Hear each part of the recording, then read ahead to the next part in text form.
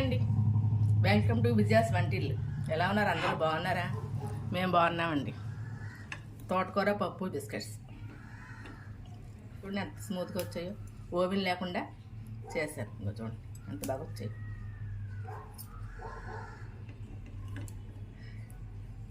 ఇది మీకు చేసి చూపిస్తాను. ఎలా చేయాలి మీకు చేసి చూపిస్తాను. రండి స్టార్ట్ చేద్దాం. కొంచెం బటర్ వేసుకోవాలండి. ఇది 30 గ్రాముల బటర్ ఉంటుంది. 30 గ్రాముల బటర్ వేసుకుని బాగా దీన్ని మెల్ట్ చేయాలి. మైదా పిండి, బేకింగ్ సోడా, కందిపప్పు, నువ్వులు, తోటకూర, కొంచెం వాము, బేకింగ్ సోడా, సాల్ట్. ఇందులో కారం అది వేయమండి, ఏం వేయం, ఉట్టివే. అట్లా మెదిపేసుకున్నాక ఇది పిండి వేసుకోవాలి. మైదా పిండి, ఇందులో నువ్వులు, సాల్ట్ పించు, కొంచెం వాము. వాము ఇలా వేసుకుంటే ఇందులో ఫ్లేవర్ అంతా బయటకు వస్తుంది. ఒక పించి బేకింగ్ సోడా, ఒక పించు బేకింగ్ పౌడర్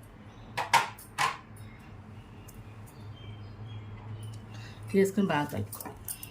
చేయి పెట్టేసుకుని కలుపుకో. తోటకూర నీళ్ళు వేయకూడదండి, ఎందుకంటే తోటకూరలో కొంచెం వాటర్ ఉంటుంది.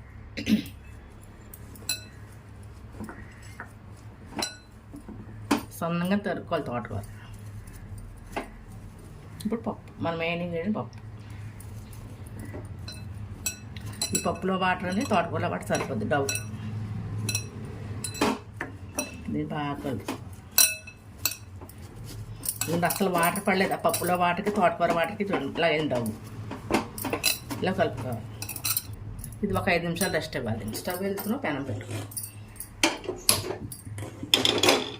ఉప్పు వేసుకో. ఉప్పు ఇలా పలుచుకొని దీని మీద పెట్టుకొని మనం ఆ డవ్ చేసుకునే లోపల ఇది వేడెక్కుతుంది. ఇందులో కొంచెం మైదా పిండి వేసుకొని ఇలా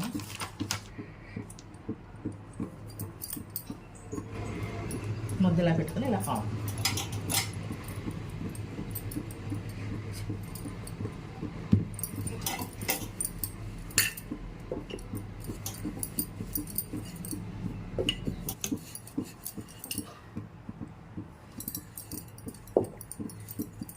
మళ్ళీ దీనిలో కొంచెం ఉల్లిపప్పు చల్లుకొని ఇలా రోల్ చేసుకుంటే కొంచెం ఒకసారి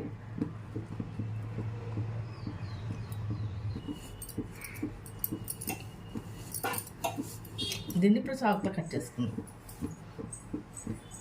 చాకుతో కట్ చేసుకుందాం.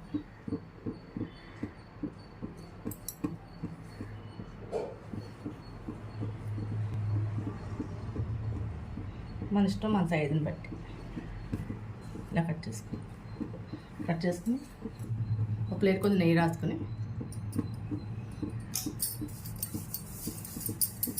నెయ్యి రాసుకోవాలి. నేను ఇలా పెట్టుకుని పెంచుకోవాలి.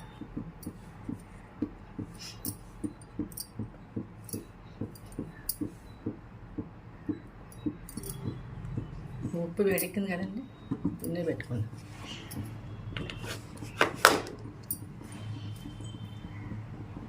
పెట్టుకుని హైగా కూడా సిమ్లో పెట్టుకుని దీని మీద మూత ఓ 15 నిమిషాలు ఇలా ఉంచాం. 15 తర్వాత చూద్దాం మనం.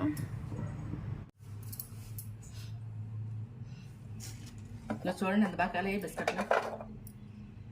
ఇవి చూపిస్తాను మీకు. చూడండి ఎంత బాగా తింది. ఇవి చూడండి బాగుంది. గుల్లగా వచ్చేసి లోపల ఓబుల్ లేకపోయినా సరే బాగా వచ్చింది. ఇప్పుడు మా సర్వింగ్లో తీసుకున్నవి.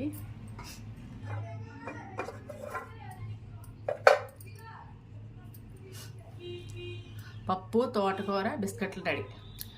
మీరు ట్రై చేసి చూడండి. నా వీడియో కనుక మీకు నచ్చినట్లయితే లైక్ చేయండి, షేర్ చేయండి, నా ఛానల్ని సబ్స్క్రైబ్ చేసుకోండి, పక్కనే ఉన్న బెల్ ఐకాన్ క్లిక్ చేయండి.